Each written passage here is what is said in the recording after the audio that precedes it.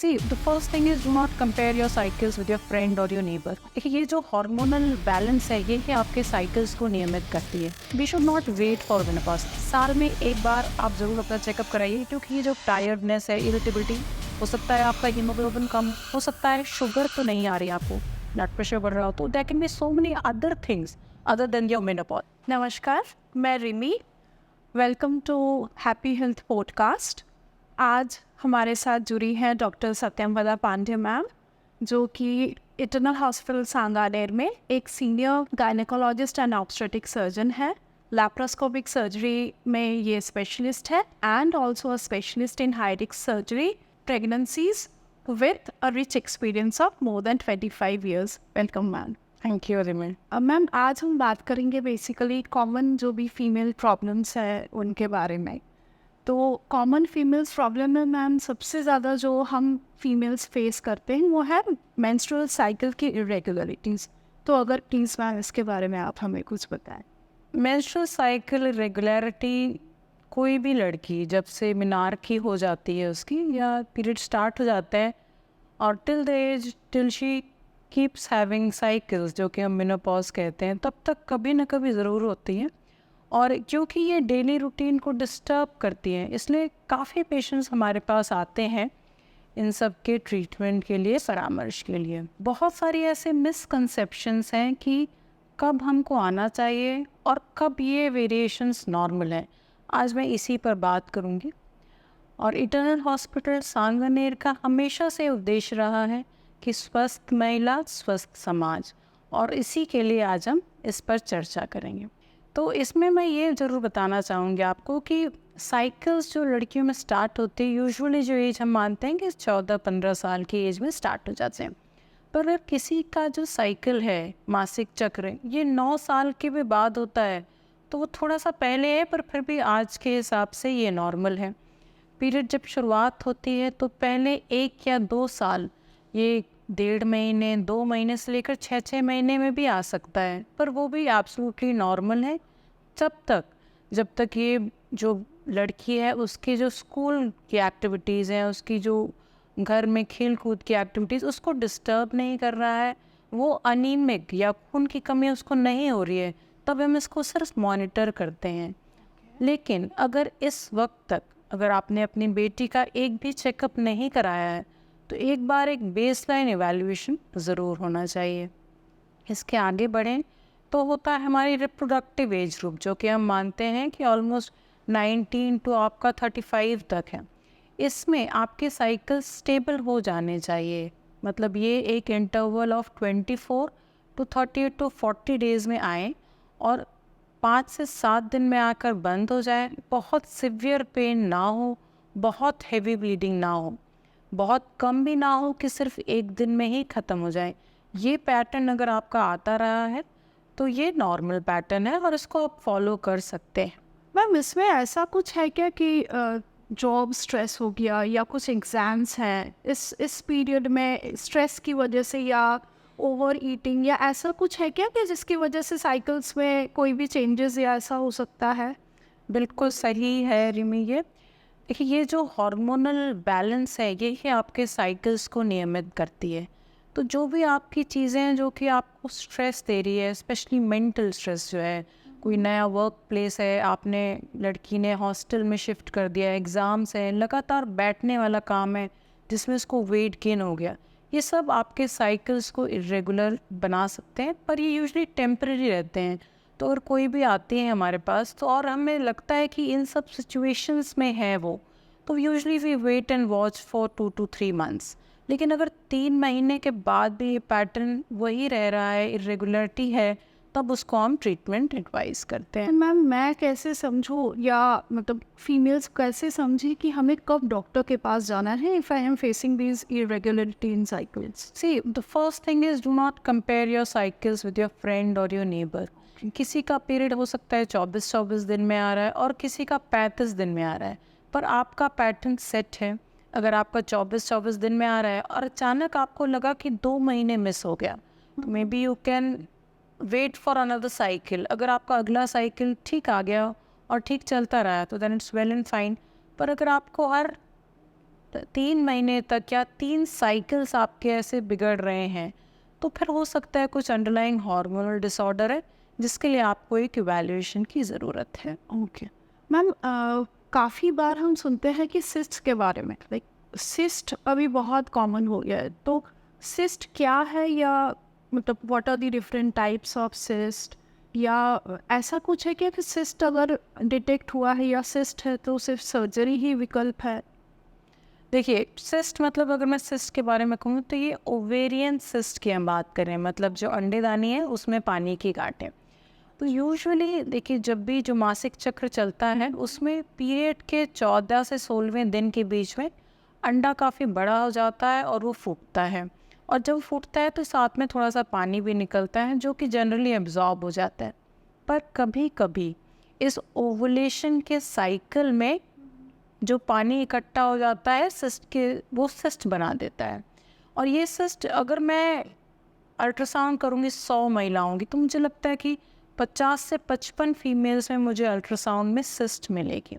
अब क्या हर सिस्ट को निकालना या कोई ट्रीटमेंट ज़रूरी है, इम्पॉर्टेंट ये जानना है। तो देखिए, कोई भी सिस्ट अगर जो है, जो सिंपल सिस्ट है, मतलब जिसमें सिर्फ पानी है, जो कि हम पानी की गांठ कहते हैं, वो एक सिंपल सिस्ट होती है। यूजली वो साइकिल्स में बनती रहती है, घुलती रहती है, और अल्ट्रासाउंड में इंसिडेंटल फाइंडिंग, मतलब कोई परेशानी नहीं है, बस एक सिस्ट आई है। और ये अगर 19 से 40 साल तक की उम्र में आ रही है तो उसको हम वेट एंड वॉच ही करेंगे।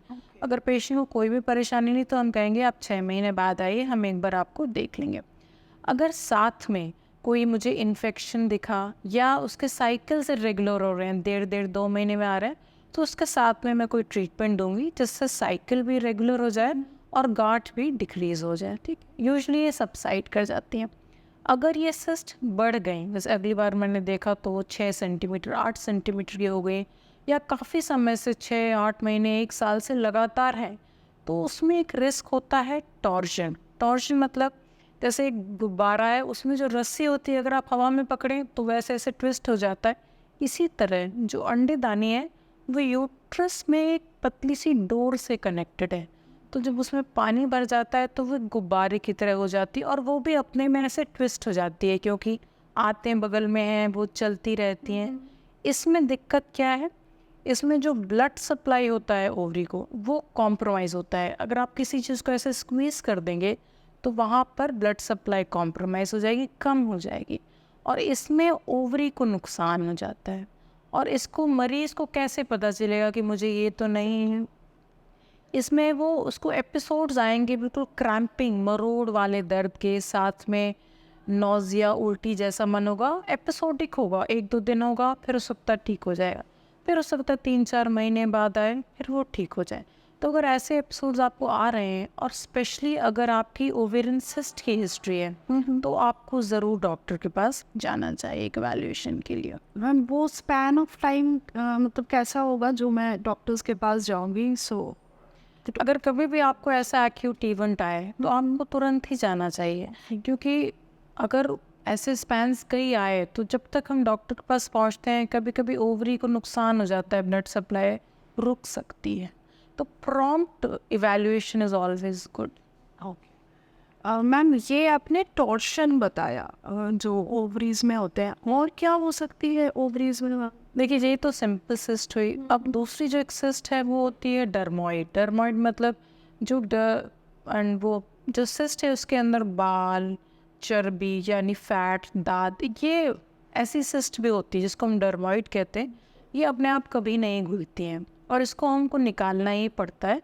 यूजुअली अगर 3 सेंटीमीटर से बड़ी हो जाए तो उसको निकालना बेहतर होता है। जितनी सिस्ट बड़ी होती जाती है उतनी वो नॉर्मल जो ओवरी का टिश्यू है उसको ऑक्यूपाई करती जाती है। तो जितनी बड़ी सिस्ट होगी उतनी नॉर्मल ओवरी को बचाने में दिक्कत होती है। बड़ी सिस्ट हो जाती है तो लैप्रोस्कोपिक जो मिनिमल इन्वेसिव दूरबीन से ऑपरेशन करते हैं उसके चांसेस घटते जाते हैं। इसलिए जितना आप अर्ली जाते हैं उतना हम मिनिमल सर्जरी, मिनिमल ट्रीटमेंट से आपको बेहतर इलाज दे पाते हैं।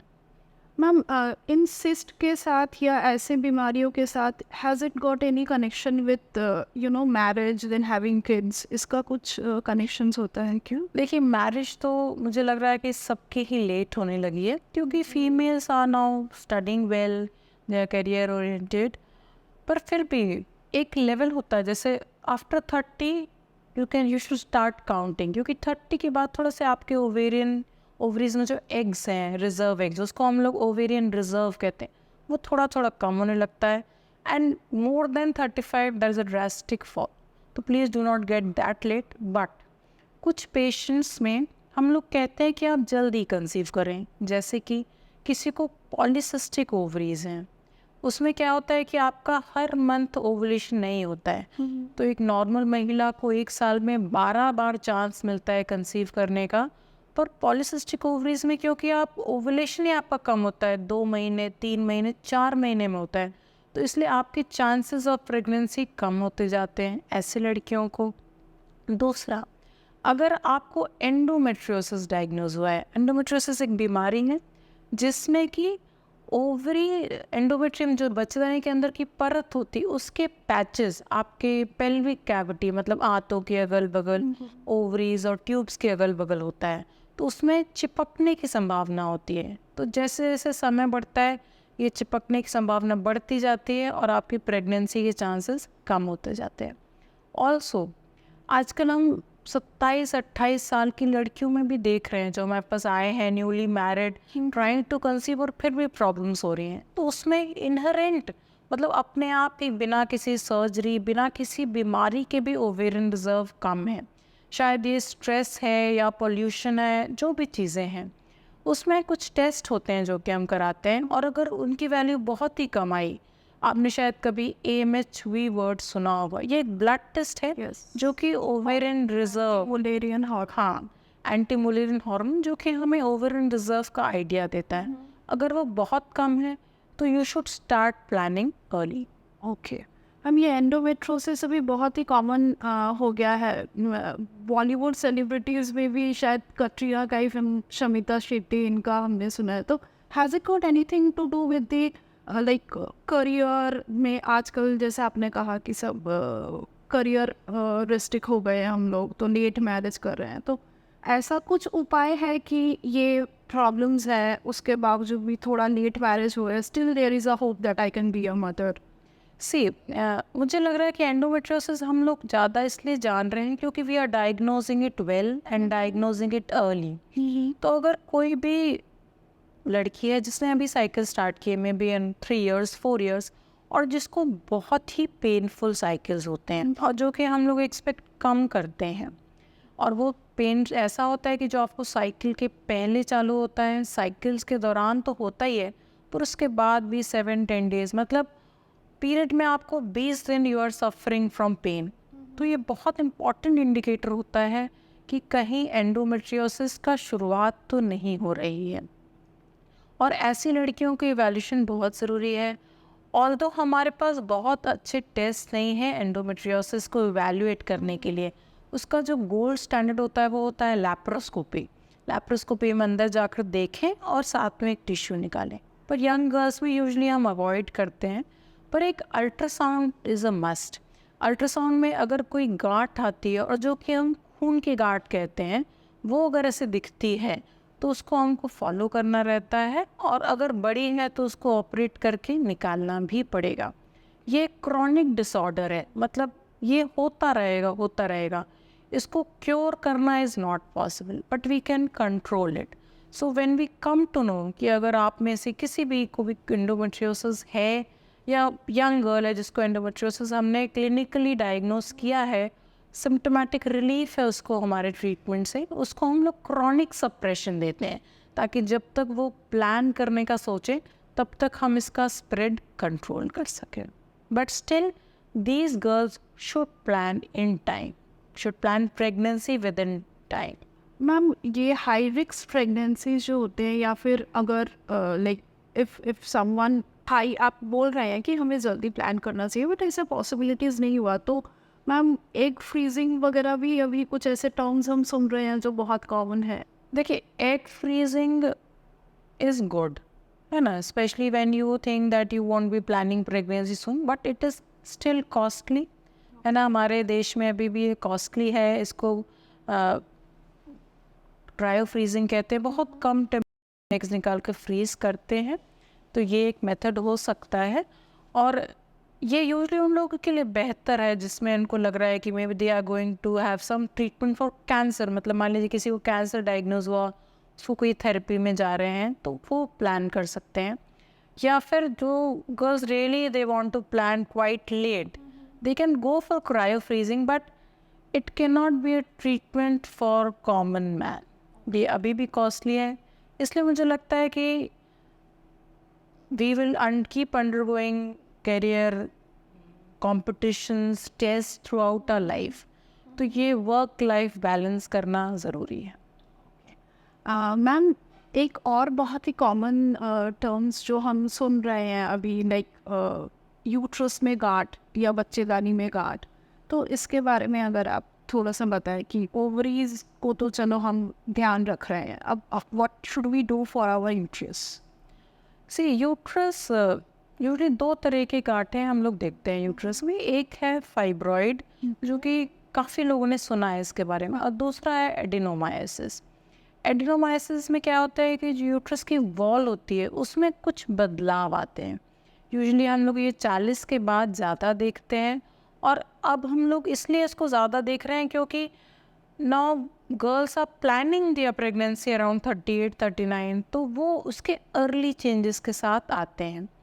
पर हर गांठ को हम नहीं निकालते हैं, और अगर आपकी किसी भी जांच में गांठ आई, इसका मतलब ये नहीं है कि आपको हाँ कैंसर या सर्जरी या हिस्टेरेक्टमी, मतलब यूट्रस निकालना ही इसका ऑप्शन नहीं है। बहुत सारी कंजर्वेटिव सर्जरीज हम करते हैं, और इसमें मोस्ट इम्पॉर्टेंट जो है हम करते हैं हिस्ट्रोस्कोपी।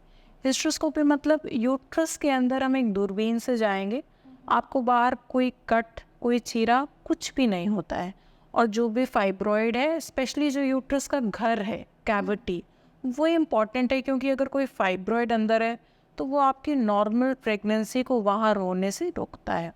तो उसको हम वही दूरबीन से जाकर और साथ ही साथ में काट के निकाल कर बायोप्सी के लिए भेज देते हैं, और उसको ट्रीटमेंट तभी कर देते। तो it is see and treat, तुरंत देखें तुरंत ट्रीट करें।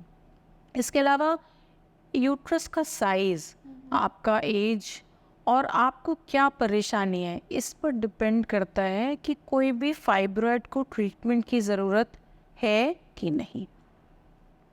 हर फाइब्रॉइड या हर मतलब गांठ क्या कैंसर में आगे मतलब अगर हम उसको ट्रीट नहीं किए, जो कॉमन हमारे मिथ्स है कि ओवरी में या कहीं पर भी वो ट्यूमर शब्द जब भी हम सुनते हैं तो सबसे पहले हम इस टेंशन हो जाती है कि भाई अब कैंसर हो गया, मेरी लाइफ ख़त्म। तो ऐसा कुछ है या मतलब इट कैन बी लाइक?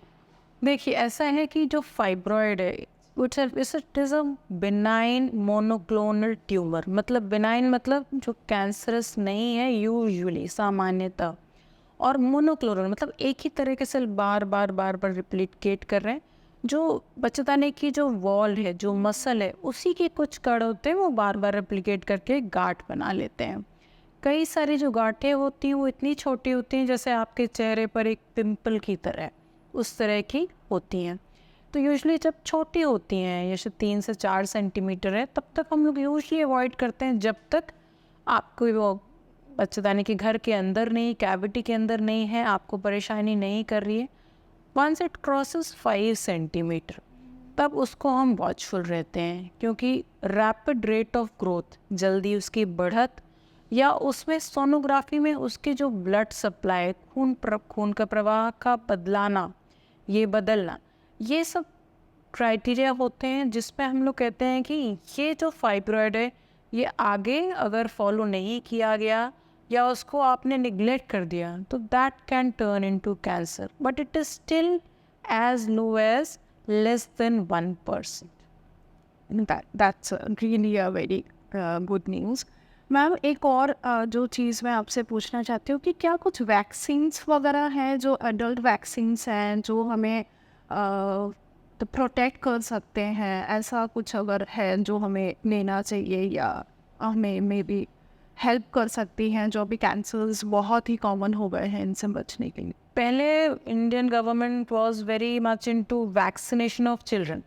अब हमारा देश इस लेवल पे पहुंचा है कि हमने बच्चों को वैक्सीनेट अच्छा कर दिया है।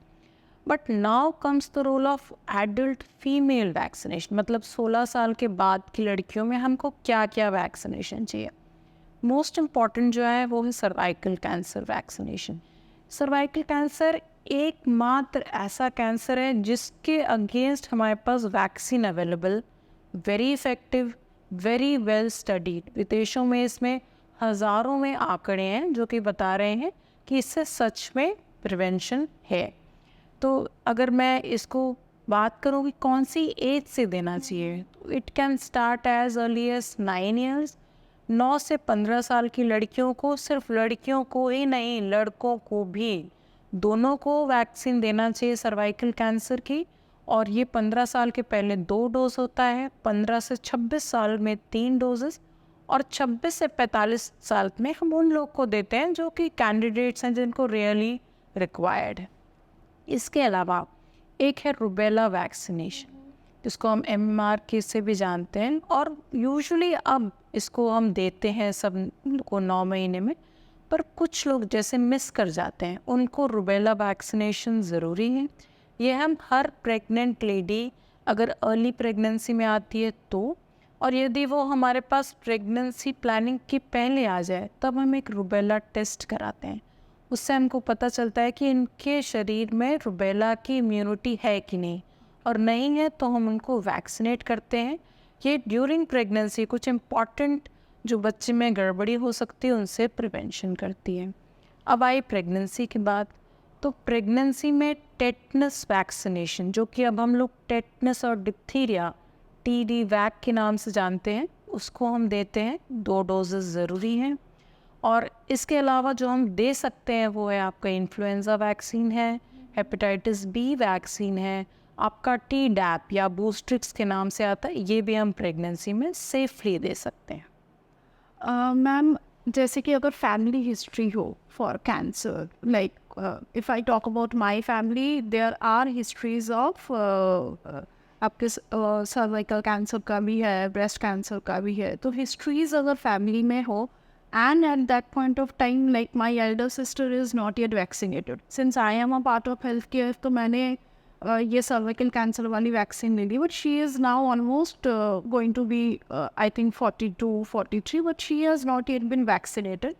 बट फैमिली हिस्ट्री है, तो क्या चांसेस है कि अगर फैमिली हिस्ट्री है या हमने 9 ईयर्स या आप जो भी एज बोल रहे हैं उस टाइम पे हमने वैक्सीन्स नहीं लिए हैं, या उनके वो जब प्रेग्नेंट हुई थी तब नहीं हुआ है, तो अभी उनके लिए क्या कोई ऑप्शंस है कि हम उनको इन कैंसर से सेफ रख सकते हैं? देखिए, वैक्सीन का जो बेसलाइन है, जो इम्पोर्टेंट पॉइंट ये है कि हम वैक्सीन देने से पहले आप एक्सपोज ना हुए हो, तब उसका रिजल्ट इज़ बेस्ट। इसलिए हम बिल्कुल जन्म पे आपको BCG दे देते हैं, DPT देते हैं, इसलिए क्योंकि before you get exposed, before that only we vaccinate you. तो सर्वाइकल कैंसर का जो मेन चीज़ है ये है कि till you are sexually active, before that it is best to be given. But still you can still give till 26 years. But 26 to 45 में हम उन्हीं लोग को देते हैं जिनका इम्यूनिटी कम है, maybe they are HIV infected या मल्टीपल सेक्शुअल पार्टनर्स जो कि एक्स्ट्रा ऑर्डिनरीली ही प्रोन हैं, जो एट रिस्क हैं। और नहीं तो फिर 26-30 के बाद role of monitoring, role of prevention comes, और इसमें हम लोग करते हैं pap smear screening, a very important, a very basic test, very safe, can be done in just 2 minutes in any gynecological clinic. Okay. आप जाएं, एग्जामिनेशन कराएं, cervix को देखेंगे, जो कि बच्चेदानी को, मुंह को हम कहते हैं, उसमें एक स्लाइड बनाकर टेस्ट के लिए भेज देंगे और आपको रिजल्ट आ जाएगी। This has to be done regularly every 3 years till you are 65 years of age. और यहाँ मैं बताना चाहूँगी कि जो फैमिली हिस्ट्री होती है जी, ये कैंसर्स में इम्पॉर्टेंट में है, लेकिन सर्वाइकल कैंसर में family history has no role. Okay, where does it play? it plays a role in endometrial या uterine cancer and breast cancer, ovarian cancer. इसमें सबसे ज़्यादा ज़रूरी है. इसलिए अगर आपके घर में आपकी बड़ी बहन, आपकी नानी, आपकी मम्मी या मौसी, मतलब जो आपके फर्स्ट कजन्स या ऐसे फर्स्ट डिग्री रिलेटिव्स हैं, उनमें ब्रेस्ट या ओवेरियन की हिस्ट्री है, तो आपको definitely you should be tested by before 40. आपको स्क्रीनिंग होनी चाहिए annually for breast cancer. Ovarian cancer के लिए we do not have very good test, but still at least हमारा एम होना चाहिए कि हम अर्ली स्टेज में डायग्नोस करें. तो एक ब्लड टेस्ट और एक अल्ट्रासाउंड आपको ईयरली कराना ही है. एंड प्रेगनेंसी, ब्रेस्ट फीडिंग, ये प्रोटेक्टिव होते हैं इन सब के लिए, तो इसलिए you should always be ready for that. So अगर मतलब कि वैक्सीन्स नहीं भी लिए हैं तो भी हमारे पास ऑप्शंस हैं कि हम अपने आप को प्रोटेक्ट कर सकते हैं from these deadly disease bye consulting on regular intervals, like So early, yes. So it is vaccination and screening are complementary. They do not replace. एक दूसरे का replacement नहीं है. जिन्होंने वैक्सीनेट कराया है उनको भी स्क्रीन करना है, because it is not 100% protective. It helps you get diagnosed in early stages. आपके शुरुआती ही जो बीमारी के जो चरण है उसमें हम डायग्नोज कर पाते हैं और इसलिए आपको बेहतर ट्रीटमेंट दे पाते हैं. Well, one last question which I would like to ask that, abhi, like, slowly I am approaching towards my 40. So I just had something in my mind मैं जो पूछना चाह रही हूँ हमें आपसे कि 40s के बाद जनरली फीमेल्स में कई बार होता है कि टायर्डनेस फील करते हैं, इरिटेटेड हो जाते हैं, बहुत ज़्यादा मूड स्विंग्स हो जाते हैं.